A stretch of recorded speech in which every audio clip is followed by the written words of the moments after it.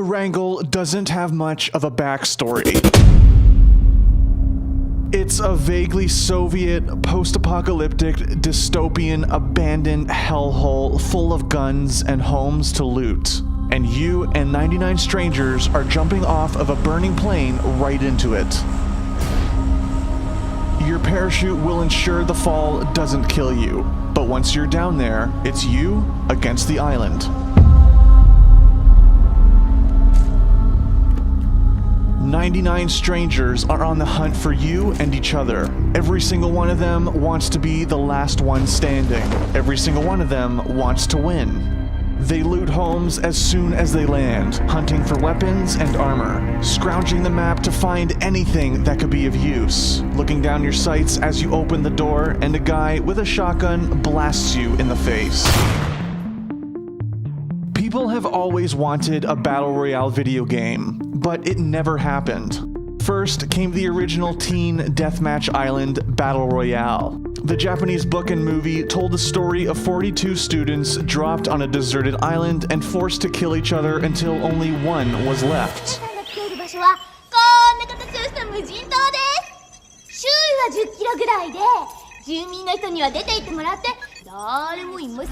It got people asking what they would do if they were in that situation. But the movie was not released in the West for years, leaving it an obscure cult classic.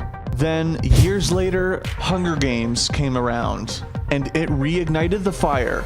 People wanted Battle Royale games, but no one was making them. But one person wanted it more than anybody else. Brendan PlayerUnknown Green. Brendan Green was not a game designer. He was an Irish photographer and web designer who followed the love of his life to Brazil. 2 years later, he was divorced and looking to get his life back on track. He made it back home to Ireland, and while living on welfare, Green discovered the games Arma and DayZ. For those who don't know, Arma is a hyper-realistic military shooter known for the scale of its combat, its attention to detail, and graphic fidelity. Also known for being the foundation for an incredible number of mods, many of which were spun off of into their own games. DayZ is one of the best-known Arma mods, which use the hyper-realistic combat mechanics to simulate a zombie apocalypse. So yeah, I started off making a mod basically back in Arma 2 because I wanted to make a game I wanted to play. I saw games like the Survivor games, which were events for streamers, and I wanted to play that myself. So I decided to see if I could actually make one, and Arma 2 Battle Royale was born. The Battle Royale mod for Arma 2 was a departure from the tightly directed experiences offered by AAA games like Assassin's Creed. Green was not interested in those types of games. He wanted something looser, something grittier, something that gave you the freedom to show what you would do in a battle to the death. As DayZ broke free of Arma and became a standalone game, other developers took notice of how popular Green's mods were in the niche Arma community. Sony Online Entertainment, now known as Daybreak, hired Green as a consultant on their own DayZ-style zombie survival game. That mode eventually became H1Z1 King of the Kill, but by February 2016, Green had moved on. He was headed to Korea, where he got an interesting offer. Chang-Han Kim, a Korean game designer working for Bluehole, wanted to make a Battle Royale game. He was inspired by DayZ, but when he researched the Battle Royale format more and more, he kept coming across Green. And less than 1 month later, he was Bluehole's creative director. Development moved fast. Green and Kim's team had the autonomy to create the game that they wanted, and they wanted it to be playable within 1 year. The game started its development in early 2016, and the plan was to follow an early access schedule. Green and Kim wanted to get the game in customers' hands fast for a low cost, and keep improving it over time. But the foundation needed to be laid down before anything else.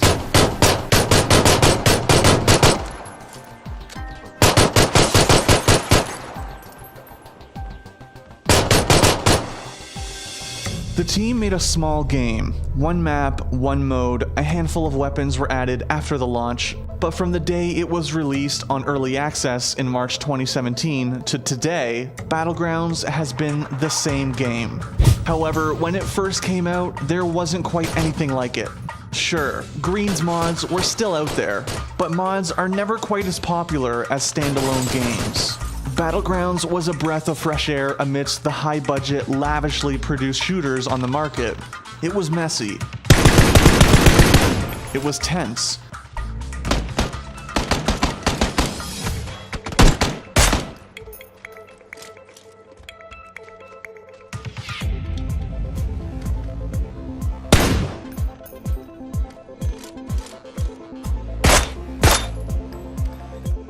And it was complicated, but most importantly, it was fun.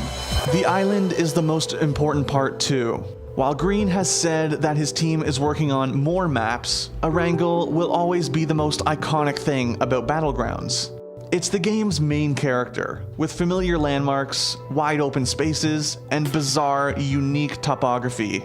It's not realistic. Swamps, farmland, mountains, and towns all mingle together to make a backdrop that has much of a hand in the action as the players do. And the players came to Battlegrounds fast. For only $20, they got to live the fantasy of surviving the apocalypse. The game's player base grew every week. 10 million rounds of Battlegrounds were played in the game's first 4 months, and it made $11 million in 3 days. By April, it had sold 1 million copies. 1 month later, it was at 2 million. The next month, it hit 4 million. In August, Battlegrounds became the most played game on Steam in terms of concurrent players. By September, it had beaten Dota 2's record of 1.29 million concurrent players. By October, it had hit 2 million players on Steam, and became the most popular game in South Korean PC bungs, beating longtime king League of Legends. When the game cracked 2 million copies sold, Bluehole held a charity invitational tournament. I killed him? Let's go, baby! Woo! 3 months later, ESL held the first major Battlegrounds tournament, cementing a possible esports future for the game. Green told GamesIndustry.biz that he has always envisioned his mods to be a spectator sport someday, and his baby was finally taking its first steps.